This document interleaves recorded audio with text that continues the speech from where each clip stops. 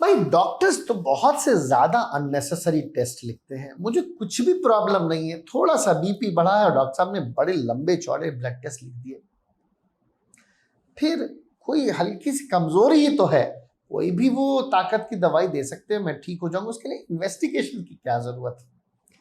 कमजोरी, टायर्डनेस, ये एक ऐसी चीज है जो हर किसी को होती है। हम किसी को कमजोरी लगती है, थकान लगती है।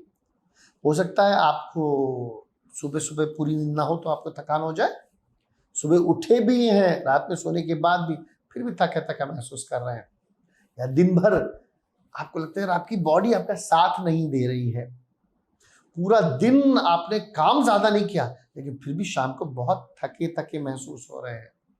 क्या ऐसा आपके साथ होता है?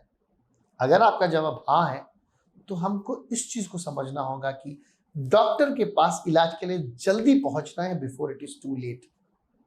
डॉक्टर जो इंसान होता है वो साइंटिफिक इंसान होता है, मैजिशियन नहीं होता। तो अगर आप एक डॉक्टर से एक्सपेक्ट करें कि वो नब्ज पे हाथ रख करके आपको ट्रीटमेंट लिख दे तो थोड़े से आपके एक्सपेक्टेशन गलत है। आजकल के साइंटिफिक जमाने में एंड लीगल रीजंस के भी कारण हमको आपको साइंटिफिक रीजन बताना जरूरी है, इन्वेस्टिगेट करना जरूरी है। वो नीम हकीम खतराए जान बहुत पुराना स्टेटमेंट है। थकान आपको हो रही तो जो थकान ही है उसके बहुत कारण हो सकते हैं। थायराइड के कारण थकान होती है, हीमोग्लोबिन की कमी के कारण थकान होती है, विटामिन डी विटामिन बी में अगर कमी होगी तो आपको थकान लगेगी, आपकी शुगर्स हाई होंगी, बीपी हाई होगा तो आपको थकान लगेगी, अगर आपको हार्ट फेलियर होगा या कैंसर होगा तो भी आपको थकान लग सकती है। इसलिए बीमारी एक, सिम्टम्स अनेक। उसको दूसरी तरीके से बोल सकते हैं, सिम्टम एक, बीमारी अनेक। आई होप ये चीज आपको समझ आ रही होगी। सिर्फ एक बुखार के 10,000 कारण हो सकते हैं। सिर्फ एक बीमारी मलेरिया जो है वो 10,000 सिम्टम्स के साथ आपके सामने आ सकती है। मेडिकल लैंग्वेज को समझना आसान नहीं होता है। एंड आने वाले 25 अप्रैल को हम लोग वर्ल्ड मलेरिया डे मनाएंगे।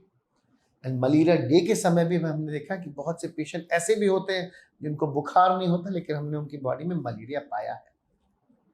इस चीज को इतना आसानी समझा आसान नहीं होता, इसलिए आपको अपने डॉक्टर चाचा या फिर कंसल्टेंट फिजिशियन के पास जाना जरूरी है, क्योंकि वही आपको अस्पताल से दूर रख सकते हैं। अगर आपको थकान हुई हो तो उसका जो एक्रोनिम होता है वो टायर्ड होता है, TIRED। टी का मतलब थायराइड, आई का इन्फेक्शन, आई का इन्फ्लेमेशन, आई का आयरन डेफिशिएंसी, आर का रेस्पिरेटरी फेलियर, आर का रीनल फेलियर, ई का एंडोक्राइन डिसऑर्डर्स, एंड डी का ड्रग्स, डी का डायबिटीज। इस छोटे से एक्रोनिम को याद करके आप अपनी बॉडी को फिट रखिए, क्योंकि इलाज कराने की बजाय बचाव करना बहुत जरूरी है। May God bless you all. Take care. God bless. Allah Hafiz.